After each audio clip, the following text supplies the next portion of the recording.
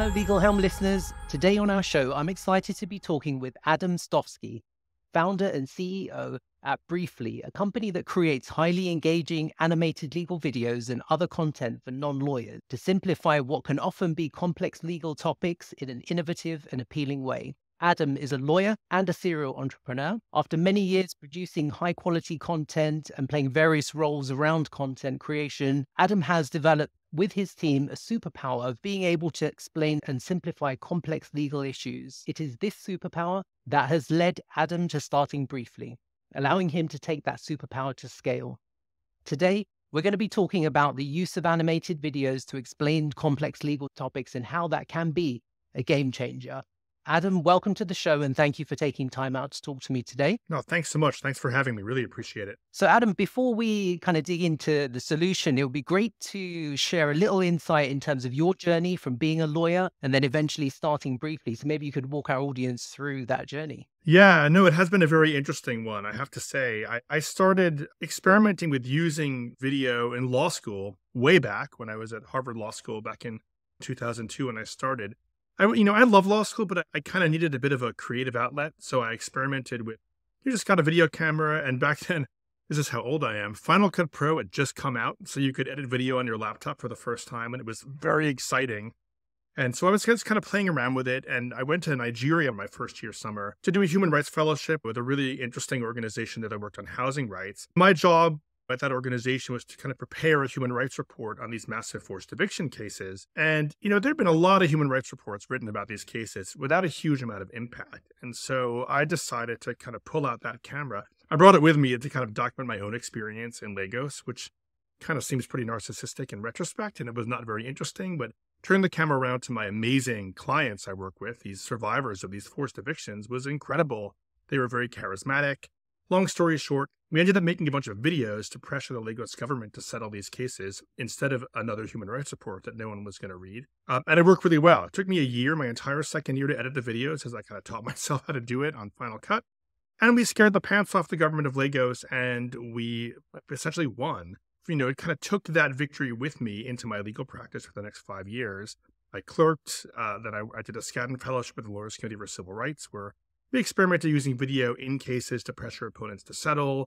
We did a lot of kind of public education, particularly around Hurricane Katrina, which happened while I was there. And the need to provide legal information to really tens of thousands of people was really present. And so just using really simple videos, that was kind of in many ways the DNA of the work I'm doing now. We could, instead of having 10,000 conversations, make some videos and kind of get the conversation started with all those potential clients. Then I went to a big law firm for a couple years, kind of realizing I was never going to be a great litigator and having all these really cool ideas about video. I left during the financial crisis to found my first enterprise, which is a nonprofit called the New Media Advocacy Project, or NMAP. It's been a dream of mine for a long time to kind of do work of human rights and public interest law work. And NMAP helps human rights and public interest lawyers integrate video and multimedia storytelling into their actual advocacy, right? So we're making videos for litigation, for evidence presentations, for public advocacy, policy advocacy, for public education, but really to win cases. I did that for 8 years. It was really a dream. Got to work in something like 40 countries, Haiti, South Africa, Nigeria, DRC, all over Eastern Europe and the Caucasus, working with really amazing human rights defenders, highlighting their stories. And, we just got really good at making these very short videos that highlight legal issues. We had to learn how to shorten things because I often had to get in front of some senior government official or a judge, and I had maybe 90 seconds with them. So we had to be short. And we also worked with a lot of folks who just didn't know much about law. So we had to simplify things, not dumb down, because these people were highly intelligent. They just didn't have a legal education. So we had to simplify. So shortening and simplifying and also hiring people who could do that, right? So my superpowers became shortening and simplifying legal issues and hiring amazing creative teams and learning how to manage them. And then, took that skill set from NMAP to found Briefly to really take that kind of superpower, as you said, to scale. It's worth noting, moving from if you want to get into sort of entrepreneurship and management, we're moving from a nonprofit to a for-profit. It's been a pretty interesting move. It's much easier to run a for-profit, I think. But that might be worth talking about as well. Would love to dig into that a little bit more. So that journey so far has been amazing, by the way. So thank you for sharing that, and really interesting in terms of all of the different countries you visited and how you're solving that problem through, the means of some form of media. I'm very interested to just kind of dig a little bit more into that in terms of like the process that you go through. I think you touched a little bit on that in terms of you've got a lot of content and information that needs to be shortened, I think, as you described it, and turn that into something that's meaningful to the other side. How do you break that down, right? How do you get to a point where you can actually shorten that content to a point where you don't lose the focus and the key points that you want to get across, so that you're not kind of sending a message that's so oversimplified that you're kind of missing the points of it? Very intrigued to learn a little bit more about like I guess the artistic process, but also the content process that you typically go through to get to that destination, if you're able to share a little more on that. Oh, definitely. Well, let me tell you a bit about what Briefly actually does first to help contextualize that conversation. We just make really great legal content that explains law, particularly to non-lawyers. I think in many ways, the problem we're trying to solve is the fact that lawyers, we're not trained in communications at all. I mean, we're trained to communicate in these very narrow, legalistic ways, but we're not trained in kind of generally how to present things in a nice, engaging way. At business school, they're making PowerPoints in every one of their classes pretty much and learning the skill set. We don't. So we're kind of starting at a bit of a communications deficit with lawyers. And often we kind of have this jargon that we use for good reason, right? We have to be precise with each other and how we communicate. So what Briefly does is we work with legal teams to kind of do three different things. We produce custom legal videos and other content for legal teams and organizations. We work with a lot of legal aid organizations and courts to do public education, a lot of companies to do a mix of compliance training, better compliance training, compliance education, contract education, IP, etc. In many ways, what we're trying to do is take all of this important information that lawyers have and really focus on our audience and understand what they actually need to know. We do a lot of training for lawyers as well. This is our second service. We train lawyers on content creation, trying to overcome that kind of communications deficit. And there's this one slide that I use. It's just an image of pi, the number. What I love about this is trying to distinguish between accuracy and precision and how we present legal information. So lawyers, maybe because of our ethical obligations or, just the way we need to represent our clients, we kind of feel the need to say everything. But you don't need to say everything. You only need to say the things that your audience needs to know.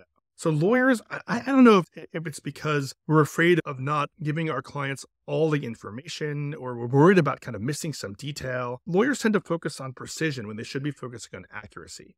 So we try to help lawyers understand who their audience is. Is this a low-income legal aid client who's just getting started preparing for their divorce and needs to understand what documents they need to find? Or are they talking to like a new junior salesperson they're onboarding that needs to know about basic legal terms in their contract? Try to get folks to first think about accuracy versus precision. If you're explaining what pi is, if I'm explaining it to my 8-year-old son, it's probably enough to say like, hey, the ratio between the diameter and the circumference of a circle is about 3. Isn't that crazy? Every circle in the universe, it's like 3 to 1. He doesn't need to know like the 30,000 digits of pi, but if you're building some incredible piece of technology that requires amazing precision, you need all that detail. Most people are somewhere in the middle. And so we try to encourage our lawyer clients to kind of engage in a bit of strategic negligence in a way about what they explain. Just say what's important and then find ways to make it relevant. So in many ways, our process, when we write scripts or we develop PowerPoints or whatever we're doing for our clients, it's sort of a process of subtraction. We start often with like a huge amount of writing, like a client update or like a massive, you've all seen those slide decks at conferences that are just like tons of bullet points with text. We start there. And we just subtract and we focus on what's relevant and what that audience needs to know. I love that. Thank you. That's really good to understand the process. So tell us a little bit more about Briefly. So Briefly is a platform and you mentioned that you're also doing some custom delivery in terms of the content side of things. Can you explain a little bit more about the platform itself and talk us through some of the use cases that you're seeing for the product as to what you're seeing, both for the law firm use case and maybe some of the other ones that you've seen on your travels? Yeah, so most of our work still is custom, right? So we're a bootstrapping startup. So we're funding our entire business on revenues from our custom work. And the platform is relatively new. So I can talk to you about the use cases we're seeing in our custom work, which then kind of translate over to what we are hoping will happen with our platform. We're seeing a little bit of already. In terms of use cases, the market we started working in was with this kind of public education access to justice market. So this is like your courts and your legal aid organization. And for them, the first use case was a kind of natural, hey, we need to educate the public. That's our job. And so that's what we did at first, like just public education, making this information clear and engaging for people who don't know anything about law. But that very, very quickly evolved into realizing if you're creating short, engaging legal content, you can replicate the same conversation you're having over and over and over again. That was a huge insight. So this started in this legal aid market where you have particularly like housing lawyers. They're doing thousands of eviction cases a year sometimes. And they spend, 5, 6, 7, 20 minutes explaining the basic eviction process, one-on-one to their clients. And if we could offload that into content and give the client some kind of information they can watch once, then maybe watch 10 times if they have more questions, they can come to that meeting and start speaking right away about their particular situation, vastly improve the quality of that meeting with a lawyer and save the lawyer's time. And then it kind of evolved from there. We realized that content can really infuse itself into a legal practice and make everything more efficient and more effective and frankly more pleasant for the clients. So that evolved even further into creating very small bits of content that are very focused on where a client is in their case or what they're going through or what language they speak, even their level of sophistication about law. And we started building little surveys, little online surveys or triage systems that would deliver content in little bits and pieces, which are themselves a form of content. So that every sentence you write in that survey is a piece of communication you have to think of as content. Use cases around just basic education, scaling and replicating conversations, repeat conversations, and in particular around triaging and getting people information that they need.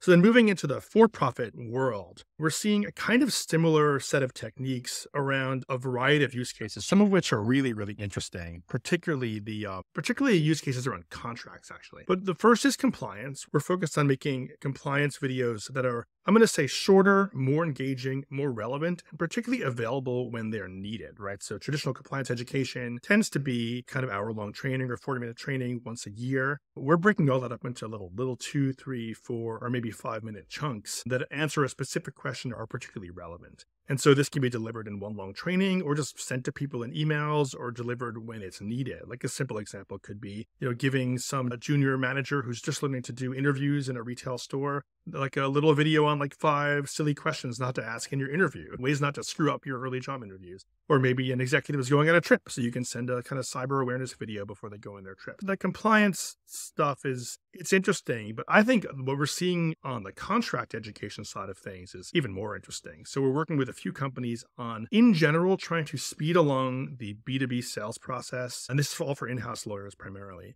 Speed along the B2B sales process and avoid kind of things that create friction in sales and contracting by providing sales teams and other non-legal audiences with better education on contract. So I'll go through these quickly. So you have first educating customers or counterparties on why a contract says what it says and why we're starting at a certain point to avoid some of that kind of battle of the forms, unnecessary negotiation around contract terms. I love this use case. I have to say, I probably shouldn't say this, but I'm going to say it. Our clients that we're working on this with are more optimistic than I am about this. I have some skepticism about whether we're just learning. We kind of have these videos out there now, but people are really excited about just kind of, setting a tone of negotiation and starting on a foot that has a bit of humor and a bit of fun so the audience can see as well. So talking right to counterparties, probably more business folks within their customers' companies, give them some talking points to kind of negotiate with their own legal teams around certain legal terms. Then you have just educating sales teams to avoid various pitfalls. Like in particular, we're working with Sprinkler now on some videos to try to get sales teams to either answer questions that they're otherwise sending to lawyers, right? So save time. So lawyers are getting, especially on data privacy, they're getting tons of referrals to customers. Hey,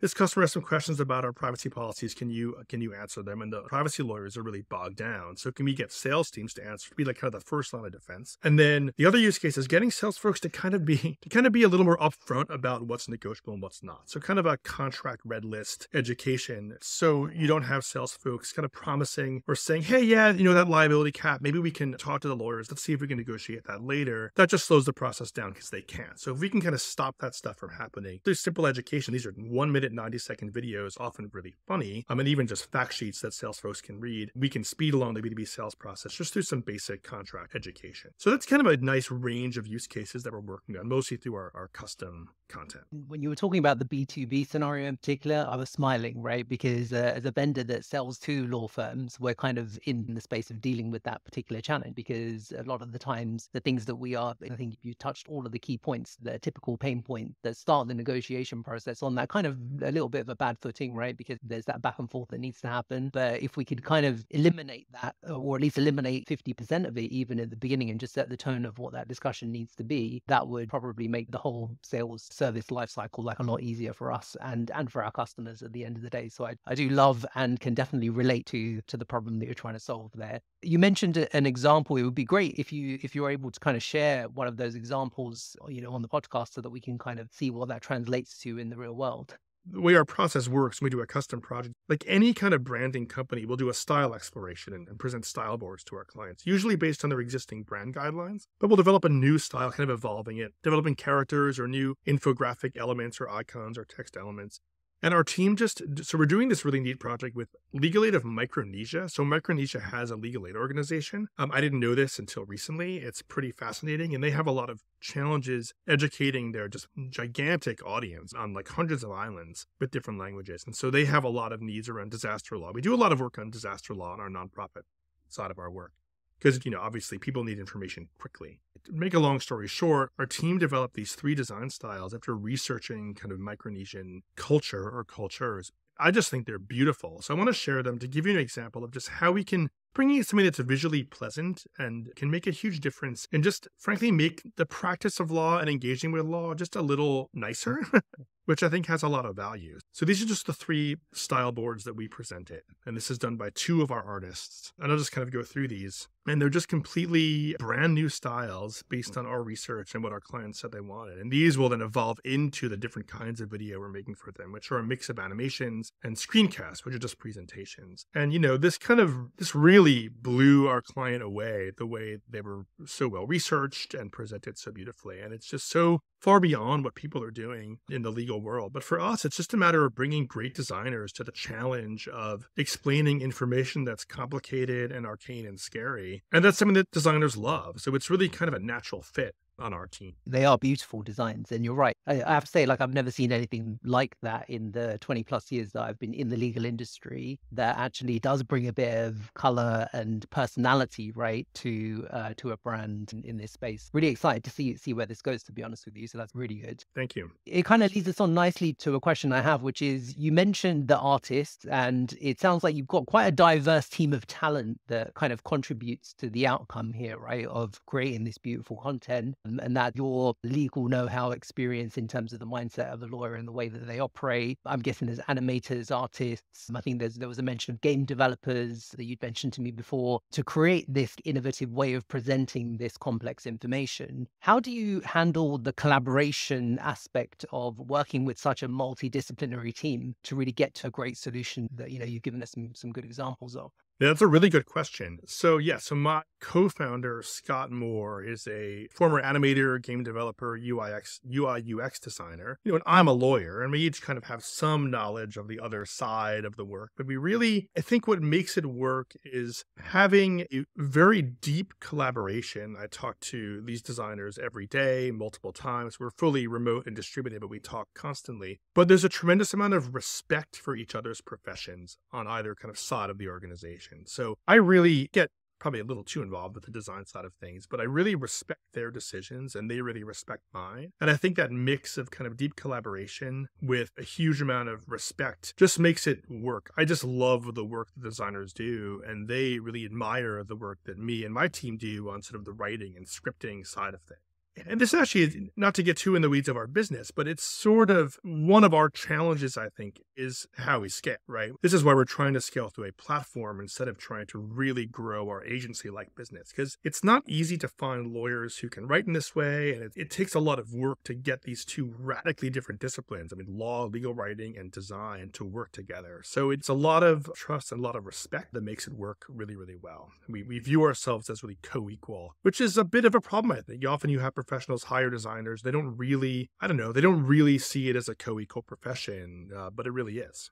Hey John, how do I find out what we've invoiced my client? How can I view my outstanding WIP? How do I submit my expenses again? Do we have next Monday off? Monday off? It's exciting to have fresh faces at your law firm, but onboarding them takes a lot of time and a lot of energy when everyone is remote. You're busy enough as it is. Helm 360 has the solution. Just ask Termi, Helm 360's next-level chatbot solution for knowledge management. Termi can answer many of your new hires' questions for you without distracting you or anyone else at the firm. This means fewer frantic emails, fewer help desk tickets, more time and more focused productivity for everyone at the firm. Working with Termi, you can have those eager new employees up to speed in a snap. They may never need to ask you a question again. Check out helm360.com/Termi to see Termi in action and find out how it can make onboarding new hires as easy as sending an email. Yeah, fantastic. It's interesting. You actually took the words out of my mouth, because the next question I was going to ask you was around scaling briefly, because that to me does seem like where one of the biggest challenges would be, because you're creating, and I have a little experience with this working with our marketing team, in that to create good content takes time, it takes thought, you have to go through a process, right? And it's not something that can be structured in the way that, a computer program can be, or a contract can be written in. So it's very different. It's a different mindset, right? With that kind of transition from, being in really kind of startup mode and that kind of entrepreneurial instinct that you're bringing to the table to kind of bring some of the elements together to produce something that is a platform. I'm just interested to hear a little more about some of those challenges and what your approach is, or what your thoughts are in terms of how you're going to approach those. And what do you see as the impact that you can make on the legal industry with your solution, right? Like what's the future vision for this? Where do you see it going? Yeah, well, that's a lot of questions. Let me start with just the basic question of scale. So the way we are endeavoring to scale is by building a platform. That's what people do these days, right? They build a platform. So but it's really not, I don't know. Is it a platform? It's just a library of really good videos, essentially. And so what we had the insight a couple of years ago, when we were still very focused on our legal aid work, is that kind of everyone had the same questions they needed to answer with minor differences. So in the legal aid world, it was like habitability and housing, right? Just like housing conditions, or things like, basic questions about consumer people being sued for credit card debt. And I realized we don't need to make a very expensive custom video, a new one from scratch every time. 80% of this content's the same, or even 90%. And so we started kind of building skeletons of videos that we could start from. And then we began to work with more companies and realized, even in the corporate world, maybe especially in the corporate world, people kind of have the same questions. What is the GDPR? What is data minimization? Wait, what's a liability cap? How does that work? Or like the one I hear all the time is like, people wanting to like trademark large sections of text, or, copyright their logo. And so like, what is copyright versus trademark? So we realized, wow, we can provide a ton of value by making a library of videos that can be white labeled, customized to some degree, but really like huge number, probably hundreds if not thousands of legal questions are answered by lawyers all the time. Can we do what we did with all those legal aid organizations and give lawyers a tool to communicate all the basics in a very engaging, really kind of relevant way at scale in their companies? And that's what our platform, Briefly On Demand, is about. It's essentially just a streaming library of very short, highly engaging videos that we make with some top legal talent, right? So we partner with like some of the world's best experts in these legal issues. We're partnering with Oric, the big law firm, on our privacy library, which is like, and that's sort of, we're calling it season 1. We're doing this in seasons. So season 1 is privacy data protection. So, and we have their entire, I don't know how to say their entire team, but so many amazing lawyers that are working with us to make really great content on both the basics, like what is data privacy law, and some really cutting edge stuff. We're doing some videos on AI, or expected AI regulation right now, which is kind of sticky. It's really more IP related, but we're kind of sticking it in the privacy library for now. And then season 2 is going to be on contract law. We're working on that now with an organization called the Tech Contracts Academy, which is a really cutting edge and leading contract education platform. And then we're going to work with other big law firms and other organizations. So that's what Briefly On Demand is. It's also, designed to have a really low entry point in terms of cost. Our customer, it's expensive making really good design and custom videos. And so this is a nice alternative to that. So we're scaling through this library concept. And I should note, we're getting it out there to customers now, and we're seeing a lot of exciting use cases pop up, and I'm hoping we see more. So the platform is designed to sort of be, relatively inexpensive, at least at the sort of basic entry level, and extremely easy to use. We're giving logins so that, anyone in the company can log in and just access all the videos as a kind of on-demand resource. We also provide the embed code, so you can just embed it anywhere. It can be put in your LMS, in your contract lifecycle management software, in your, you said emails, right? You can email. So the idea is I want these used all the time, flexibly. The videos are like 90 seconds to 2 minutes long. We also have a PDF with each one. They're voiced, but they also have music. We're trying to make everything as accessible, easy, and flexible and fun as possible. So that's how we're scaling. And I think on the custom side of the work, we've kind of, I'm not going to say we've given up on really making it scalable, but I think with a custom work, what we're focusing on is companies that have really treat it like an agency. Companies that see a real opportunity to create value through our content, or just have a real need to refresh their, their legal education, or some kind of legal front door is a term I hear a lot that I really like, and really focus on truly custom work with our custom content. So we're going to grow through our custom work and scale through our platform. I think that answered the first of your questions. What was your next question? Well, it was really about the future, right? So what is the impact that you see briefly having on the legal industry and the broader community in future? Yeah, it's a really good question. I mean, I think I can answer this in several different ways. I would like to see the practice of law and interacting with, this is like a very big picture kind of vision. I want to see law become more popular. I want to see law become more interesting. I want to see law, maybe I shouldn't say this given that our customers are mostly lawyers, but I do want to see law democratized a bit. I want to see more people empowered to engage with law. It shouldn't just be all lawyers, right? I mean, it's absurd how much law there is around us, right? Especially in a regulated company. I mean, it's everywhere. And it's now with all the rise of between privacy law and ESG and other, and sort of financial regulation. I mean, it's really everywhere, and people should know it. And lawyers don't get communications education, but also no one else really gets legal education, right?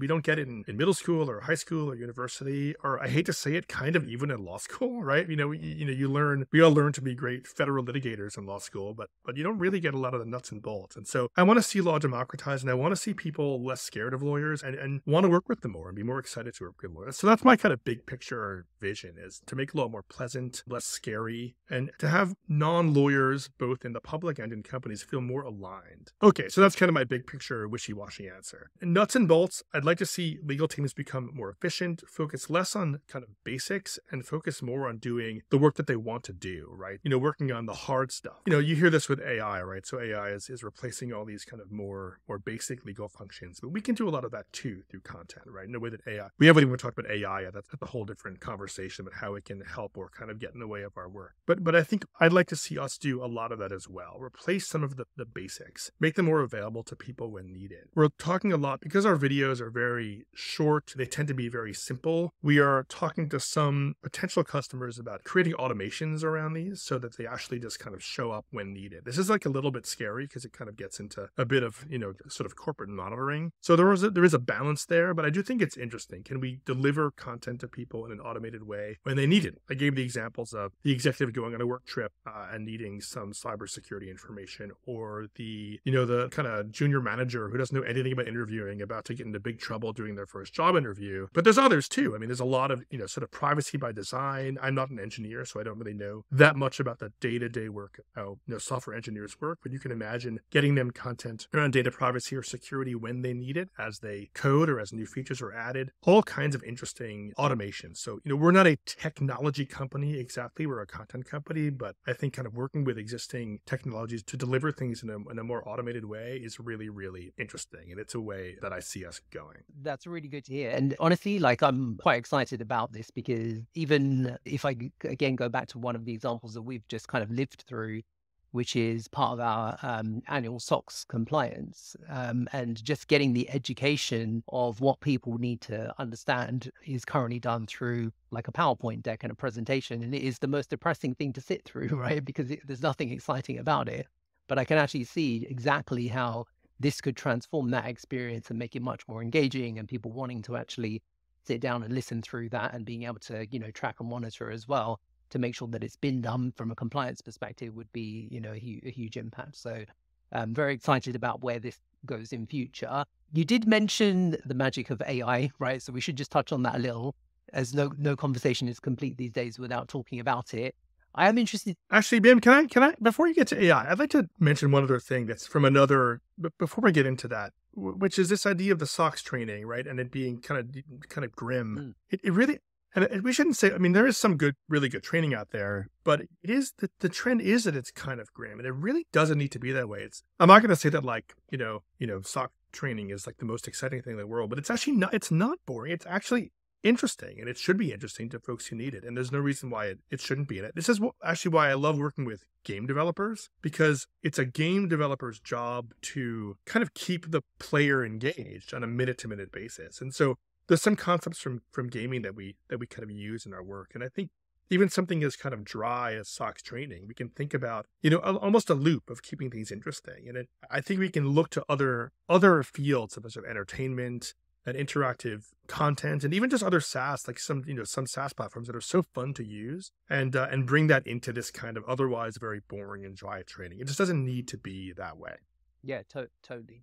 Yeah, totally get that. So anyway, now we can talk about AI. Yeah, yeah. Let's move on to AI. You kind of briefly touched on this, and I'm just interested to know, firstly, in the creation process, right? Because it seems like when we're talking about scaling and how we kind of scale up, and your business model, a lot of that time in terms of content creation, getting it right, and all of that kind of stuff is probably where like some of the time goes, as well as the other pieces of the puzzle. Are you seeing any application of AI in that area, or in any of the kind of content creation space that you're excited about and looking forward to kind of introduce into the platform or have in the platform? I'd be keen to get your take on that. Yeah, definitely. And I should say at the outset, I know very little about AI. I probably know as much as your average consumer at this point. So if what I say sounds ignorant, then my apologies. But having played around with some of these early tools, here's what I think. I think that the potential is massive for making our work easier. I mean, it's really tremendous when you look at it. And this cuts across obviously writing and research, then visuals and audio. And so we're looking at it from all those directions. And so on the writing, we thought, can GPT-4 or some of its competitors give us good first drafts of our short videos, right? So we're writing dozens and dozens of these videos for our platform. And these are, we're trying to write these super tight 2-minute scripts, very hard to do, right? So we're like taking these, often huge documents or PowerPoints and distilling them down. So we tried, and it's just not even close yet. Well, I should say it's GPT 3.5, I think is what I use. We haven't gotten to use ChatGPT 4 yet. I don't even know if it's available to the public. Anyway, it's not even close. And in fact, in the editing process, we did a little experiment, and the editing process from those drafts takes us longer than just kind of researching and writing from scratch. But it's pretty close. So I think it won't be too long before we're using that to get good first drafts of like really basic, legal issues at scale. And even aiming, so we're trying to do different videos for different audiences. So we have this really cool set of like role-based privacy videos. So like it's simple things like top 5 things marketing professionals need to know about privacy law, top 5 things, sales folks need to know, HR, etc. So I really love that. And so I'm excited about that too, like kind of drawing those lines, because that's something that ChatGPT seems really good at, is kind of writing in different voices or for different audiences. So I think all that stuff, maybe it's a year off or 2 years off, but I think it's going to be huge. Now, on the visual side of things, we played around with a few of them, DALL-E, Stable Diffusion, and they're also not there yet. They're really great for creating cool stuff, but they're not really good, as far as we can tell, at creating something very specific. And they're really not good at kind of taking these abstractions and making them into something concrete. A lot of our visual work is, kind of using visual storytelling to explain a complex concept. And I think it's a long way off before we can actually use AI to do that. So I think our jobs are safe in that regard, I think. Where I think it really can help is we generate a ton of icons. We do tons of like icon sets, small illustrations, little infographics, and it's time consuming to do that. I mean, we've had tools that generate icons for years, but it's only going to get better, and we can make them more stylized. So that's really promising. On the audio front, I think that's where I have the most skepticism. Like the music, we license a lot of music. We use music. We commission original music, which can work really well. The music tools seem to be pretty far behind. Same with sound effects. It's just not quite there. I mean, music is, I don't know, it's very subjective. It's very hard to get right. So I think that's even farther off. But, I think with another 5-10 years, we can really focus on strategy, and a lot of the production will be taken care of by these tools. Yeah, I think the future will definitely be interesting in terms of how these evolve. So it'll be exciting to see how that, especially with GPT-4 as well, which I think is limited availability at the moment, see if that makes a material impact. But I think you're right. I think it still needs a little time to evolve for these kind of use cases, but certainly could be an accelerator in future. I mean, will there be a ceiling? I mean, this is what I keep reading about is, everyone, we've seen this exponential growth just because all these tools are just being revealed. We're kind of going from 0 to 60. So I don't know. I think people are making an assumption that everything, like I'm going to say, it'll be there in 5 years. I have no idea. idea when, when they're going to be there. But it's certainly, if the improvement continues at this kind of blistering pace, I think it'll have a huge impact on our work for the good. Yeah, indeed. Well, time will tell. We'll have to revisit this in a future podcast and see where we ended up, right? Exactly. So let's switch gears for a moment. I hear you live in upstate New York on a livestock farm. I do. Tell me a little bit more about that, please. So, oh my God. We've been here like 11 years now. So my wife basically kidnapped me and moved me up here. We lived in New York at this cool loft by the Flatiron. I worked at a big law firm. And then, I left to start my last enterprise, NMAP, the nonprofit. And I thought, hey, we should maybe live rent free for a little while. So my mom has a little house up in the Berkshires, a really beautiful region in Western Massachusetts up here. The Berkshires, sorry, my wife is English, so she can't say Berkshires still without laughing. But so we, it was a crazy time. I left my job. We got married and moved all in like the same week, and then moved up here. I was like literally working out of my mom's basement, right? Doing my first startup. I mean, I had no idea what I was doing. And my wife, she was waiting for her green card to clear, so she just started farming. And then she sort of said to me, "Hey, I think we should stay up here." And I said, "Are you crazy? Stay up in the middle. I can't not live in New York or DC or Boston or San Francisco or London." But she kind of talked me into it. We moved much closer to the Amtrak, and we ended up renting a place on this farm that looked beautiful. I thought, wow, this is pretty cool. And actually, the owner of the farm the head farmer here was a former like leverage buyout, like private equity lawyer in Detroit in the 80s. And so he was I felt safe around him because I had a lawyer to be with. But we moved here, and I ended up just taking the train into New York City, 3 days a week. And just, I guess we became a bit of a vanguard of entrepreneurs and, folks moving out of the city to these beautiful places. And so now we've been here for 12 years. And I ran my first organization from here, hired a bunch of people in New York City. And then when the pandemic came, we started briefly just before the pandemic. And we've been able to grow this company pretty much fully remote. I work in my home office here on the farm. There's chickens right outside my door here. I don't know. It's pretty exciting that, actually my co-founder, Scott, he lives way up in the Adirondacks now. He moved way up there during the pandemic, and now they want to move to rural Maine.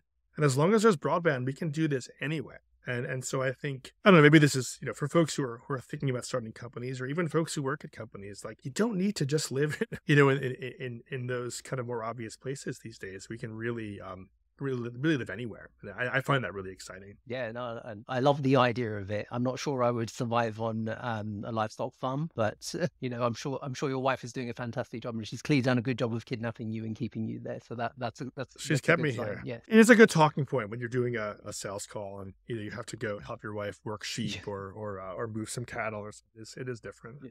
No, I can imagine. Adam, it has been fantastic talking to you today. I have a few wrap-up questions, if you don't mind, kind of absolutely to finish off the discussion. So my first, which I ask all my guests, is if you could borrow Doctor Who's time machine and you could go back to Adam at 18 years old, what advice would you give him? Don't worry. Prestige doesn't matter. That's what I would say. I just got so sucked into chasing kind of prestige, doing jobs that I really didn't like because they were, I don't know, maybe it was just the pressure the culture at a place like Harvard Law School. But if I just ignored that stuff and just kind of did what I was good at and what I wanted to do, I would have avoided a lot of frustration and pain over the years. So ignore prestige. No one cares. Do what you're good at and how you can best serve your community and the world. Fantastic advice. Absolutely fantastic advice. You've obviously done that whole transition of being in kind of like entrepreneur mode, as you discussed, and starting to scale this business. With that, there's lots of juggling, right? I'm sure that you're having to do. What's your best productivity hack or tip that you can share with the audience today? Hire great people. I mean, I mean that actually. Like, hire people you don't need to manage very much, that you can have a mind meld with. I think that, I know I'm speaking about this from the standpoint of an entrepreneur who's doing hiring, but also hire a smaller number of people that you don't have to spend a lot of time managing, and learn to work really, really well with those people and become a really well-oiled machine. And don't do things that you don't have to do. Let your colleagues do those things. To me, like, oh my God, did I just say like getting other people to do the work? Is that the best productivity hack? You can call it the art of delegation, right?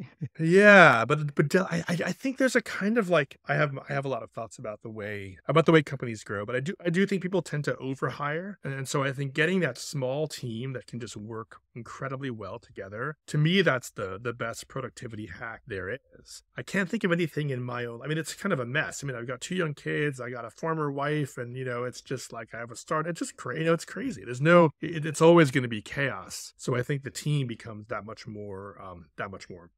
Yeah, no, I like that. Select a good team. Excellent.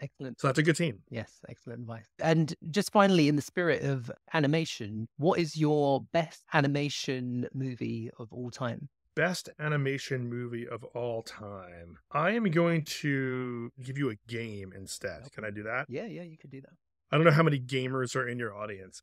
I love the art in video games, but there's so much amazing creative stuff going on. But I would encourage everyone to Google or just go play a game called Hollow Knight. Has that ever crossed your cultural radar screen? I have not played that, but I'm going to make a note of that and check it out. And also listen to the music, but it's got the most beautiful look and feel. It's like they've created this world that's essentially an ancient underground kingdom of almost like insects that's decaying, and it's just the most beautiful animation that I've seen. So that's one. Another one to check out that you have to see in motion, another game, a very similar game, a side-scrolling game, is called Inside. It's much darker.